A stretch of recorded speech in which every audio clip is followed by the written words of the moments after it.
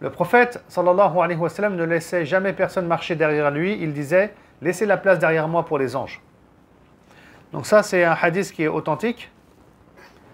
Et le plus probable, c'est que les anges qui avaient donc derrière lui, laissez la place derrière moi, donc pour les anges, ce sont des anges protecteurs.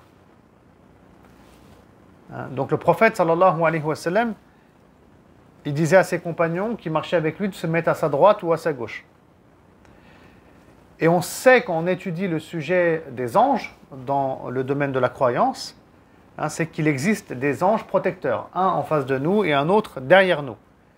Allah subhanahu wa ta'ala, il dit dans le verset 11 de la sourate 13, des anges sont attachés à chaque être humain et placés devant et derrière lui, le protègent sans cesse, sur ordre du Seigneur.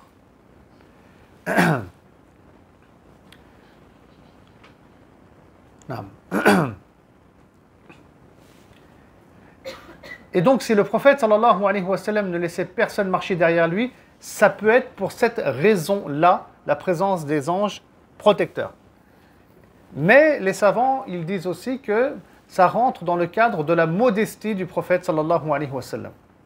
Parce que là, on parle de son comportement, en fait. On n'est pas sur un sujet théologique. Donc, pourquoi Ibn Saïd An-Nas, l'auteur du livre Nur al-Uyun, nous parle de ça? C'est aussi pour souligner sa modestie. Parce que le prophète sallallahu alayhi wa sallam, s'il est devant et les autres ils sont derrière, ça veut dire que c'est le leader. Il est au-dessus des autres. Il est meilleur que les autres. Et donc le prophète sallallahu alayhi wa sallam, il ne voulait pas dégager cette image.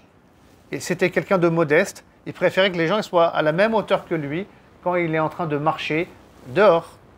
Comme ça, on est tous égaux, on est tous les mêmes. Sallallahu alayhi wa sallam. Donc il était quand même dans le détail. C'est là qu'on voit que ces comportements nobles,